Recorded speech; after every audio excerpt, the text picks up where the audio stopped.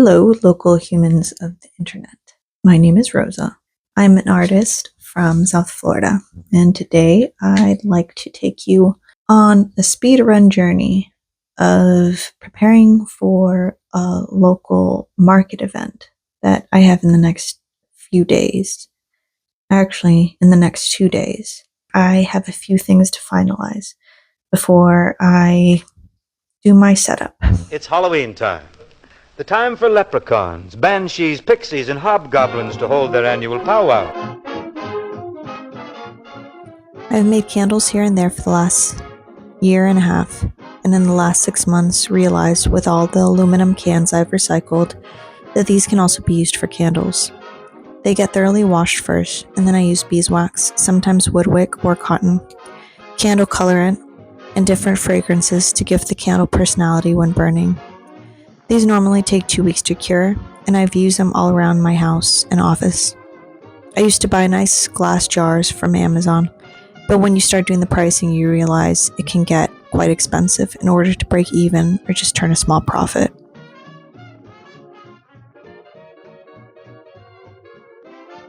I make some art on Photoshop, sometimes relating to the fragrance, and add them onto the candle using Mod Podge and a glue gun.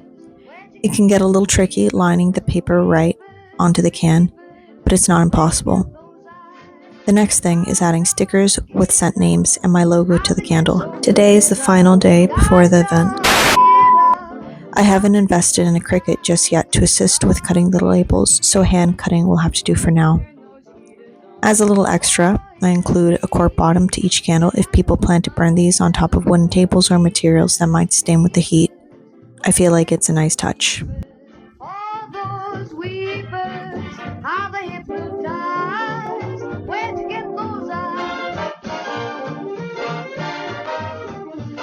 It took me a little bit to realize that my microphone actually was on low battery, so the rest of what I was talking about was completely muted.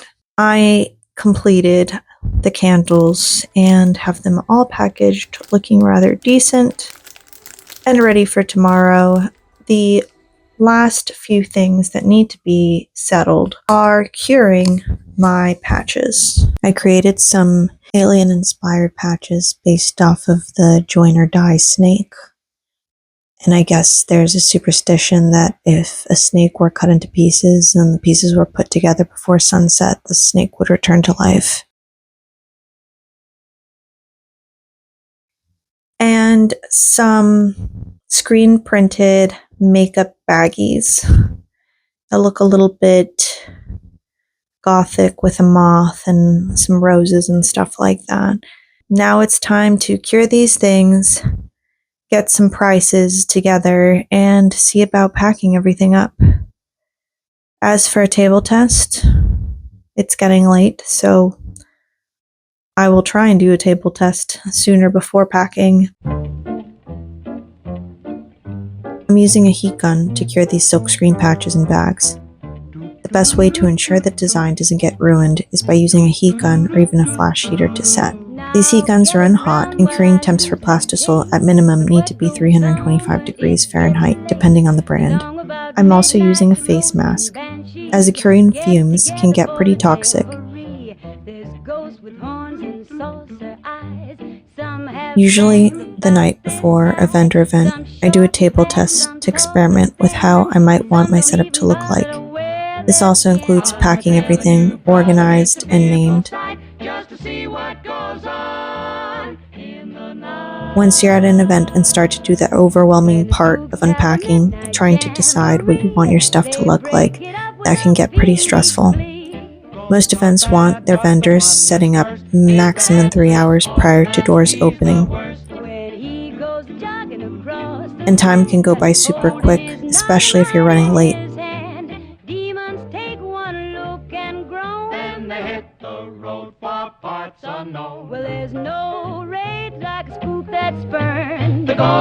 It is 5 minutes till midnight, and I have completed sort of a table test.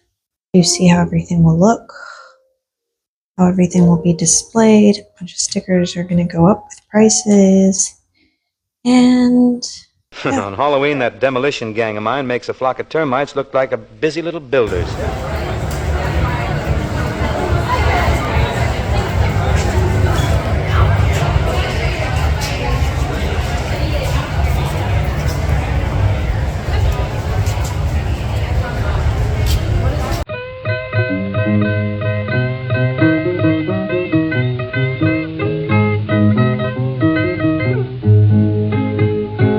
I'm going down to the undertaker and look down in my baby's bed.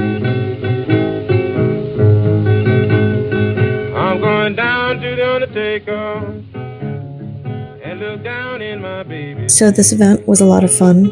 I decided to do a walkthrough of some of the event. There were a lot of unique artists and crafts makers. It was really cool meeting vendors and guests alike, especially after back-to-back hurricanes. He hurried back up to the undertaker, said you roll my baby away. Everyone seemed to be in positive spirits and ready for Halloween, shopping small, shopping local, and preparing holiday gifts for loved ones. Said you roll my baby away.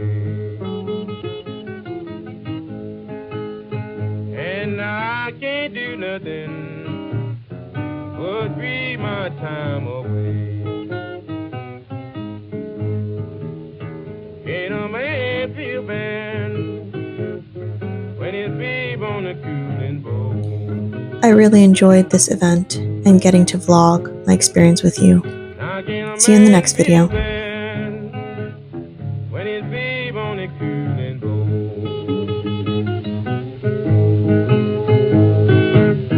And no, she didn't go. Ain't see a smiling face no more.